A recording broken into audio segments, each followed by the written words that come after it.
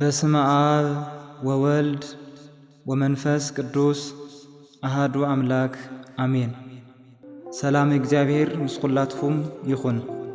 ንኹልኩም አመንቲ ክርስትና እንኳዕ ካብቶም 7 ዓበይቲ አጽዋማት ሓደ ዝኾነ ናብ ጾሙ ነነዌ በሰላም አብጽሐኩም አብጽሐና። እግዚአብሔር ነቲ ዓሳ አዘዞ ንስውን ንዮናስ ናብቲ ንቁጽ ምድሪ ተፈኦ። ትንቢተ ዮናስ ምዕራፍ 2 ቁጥሪ 11።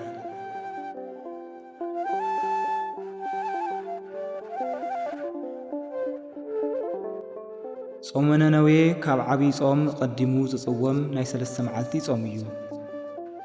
ኣብ ሕድሕድ ዓመት ዝጽወመሉ ወርሒ ዋላ እኳ ዝተፈላለየ ይኹን ኣብ መዓልታት ግን ኣይውስኽን ኣይቕንስን።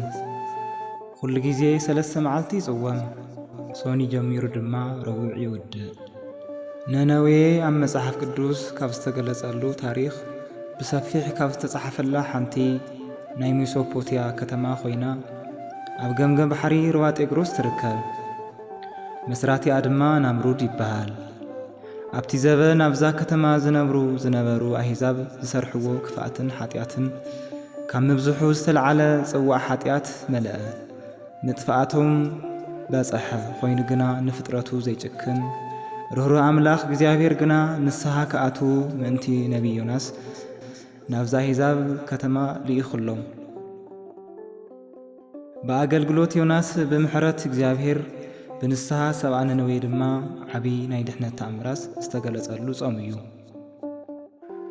እግዚአብሔር አምላኽ ናብ ነነዌ ኸይድኻ ስበኽ ኣብ ዝበሎ ሰዓት ነቢይ ዮናስ ንስኻ መሓሪ አምላኽ ኢኻ ክትጠፍኡ ኢኹም ኢለ ተናጊረ እንተ ምሒርኻዮም ሐሰተኛ ነቢይ ክበሃል እየ ኢሉ ንዘይምእዛዝ ካብ እስራኤል ለቂቑ ብመርከብ ናብ ተርሴስ ዝበሃል ሃገር ሃደመ። እግዚአብሔር ድማ ሓያል ንፋስ ብምልዓል እታ መርከብ ብማዕበል ክትውቃዕ ገበረ። ምስ ዮናስ ኣፍታ ውሽጢ መርከብ ተሳፊሮም ዝነበሩ ነጋዶ ዝነበሮም ሃፍቲ ናፍቲ መሓሪ ክድርውዩ ምስ ጀመሩ ነቢይ ዮናስ ጥፍኣቱ ኣሚኑ እዚ ማዕበል ብናተይ ጥፍኣት ዝተለዓለ ስለ ዝኾነ ንብረትኩም ዘይኾነስ ንዓይ ናፍቲ ባሕሪ ደርብይልኒ ኢሉ ተማሕፀኖም።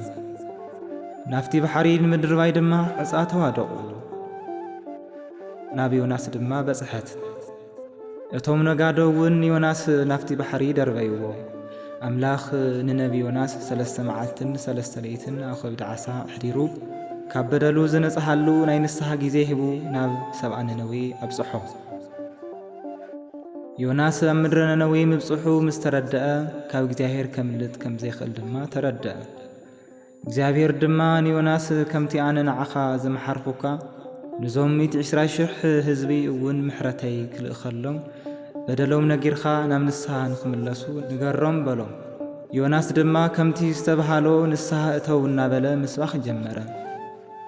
ምሕረት ዝጠዓመት ነፍሲ ምሕረት ክትሰብኽ ኣይኸብዳን እዩ። ህዝቢ ነነዌ እውን ናይ ነቢይ ዮናስ ንግግር ብምስማዕ ንስሐ ኣትዮም ናብ ኣምላኾም ተመልሱ። ናይ ምሕረትን ሕድገትን ኣቦ ዝኾነ እግዚአብሔር ኣምላኽ ድማ ይቕረ ገበረሎም፣ ካብ ጥፍኣት እውን ኣድሓኖም። ጾሙ ነነዌ ናይ 3 መዓልቲ ስዋኤ እዩ። ብ3 መዓልቲ ጾሙን ጸሎት ንስሐ ዝኣተዉ ናይ ነነዌ ህዝቢ ካብ ጥፍኣት ከም ዘድሓነ ኩሉ ኣብ ብሉይ ኪዳን ኣስቴር 3 መዓልቲ ጾይሟን ጸልያን ንእስራኤል ዝመጽእ ቅጥፈት ክምለስ ገይራ እያ። መጽሓፍ ኣስቴር ምዕራፍ 4 ካብ ቁጽሪ 15 እስካብ ቁጽሪ 16። እመቤታችን ቅድስት ድንግል ማርያም እውን ካብ በዓል ኣብ እትምለሰሉ እዋን ሕፃን ወዳ ኢየሱስ ክርስቶስ ኣብ መንገዲ ጠፊእዋ ድሕሪ 3 መዓልቲ ኣልሻ ቤተ መቕደስ ረኺባቶ እያ። ወንጌል ሉቃስ ምዕራፍ 2 ቁጽሪ 46። ጎይታናን መድሓይናን ኢየሱስ ክርስቶስ እውን ንሄሮድስ ብዝመለሰሉ መልሲ 3 መዓልቲ ናይ ስዋኤ መፈጸምታ ምዃኑ ገሊጹ እዩ። ወንጌል ሉቃስ ምዕራፍ 15 ቁጽሪ 32። ነነዌ ናይ ኣሕዛብ ከተማ እያ። እግዚአብሔር ናይ እስራኤል ጥራሕ ዘይኾነትስ ናይ ህዝብን ኣሕዛብን ኣምላኽ ሰራዕን መጋብን ኣፍቃርን መሓርን ከም ዝኾነ ካብ ዝተገለጸለን ከተማ ሓንቲ እያ። ስለዚ እውን እዩ ድማ ጾመ ነነዌ ክበሃል ከሎ ናይ እግዚአብሔር ምሕረት ሰናይነትን እነስታውስ ማለት ነቶም ፍጥራቱ ካብ ምጥፋእ ንላዕሊ ምኽንያት ኣልሹ ክንድሕን እዩ ዝገብረና። ንሰብኣ ነነዌ ዝገበረሎ ምሕረት ክንሓስብ ከለና ኣምላኽ ንዓና ዘለዎ ፍቕሪ ክነስታውስን ክንሓስብን ይግብአና። ናይ ቤተ ክርስቲያን ኣቦታት ኣመሳጢሮም እዝን ካልኦት ኣጽዋማትን ንኽንጸውም ዝኣዘዙና በዘይ ምኽንያት ኣይኮነን። ከም ነነዌ ሕጊ ዘዳለወና ጾም ጸይምና ጸሎት ጸሊና ካብ ሓጢኣትና ንኽንጸርእ እዩ። ሎሚ ዓለምና ኣብ ሓጢኣት ማዕበል እንሓመሰት ኣብ ትርከበሉ እዋን ንሕና ልክዕ ከም ነነዌ ህዝቢ ካብ በደልናን ጥፍኣትናን ተመሊስና ንስሓን ንኣቴና ምሕረትን ይቅርታን ባህርያዊ ገንዘው ዝኾነ ፈቃር ፈጣሪና ናባይ ተመለሱ ኣነ እውን ይቕረ ክብለልኩም እየ ይብለና እዩ።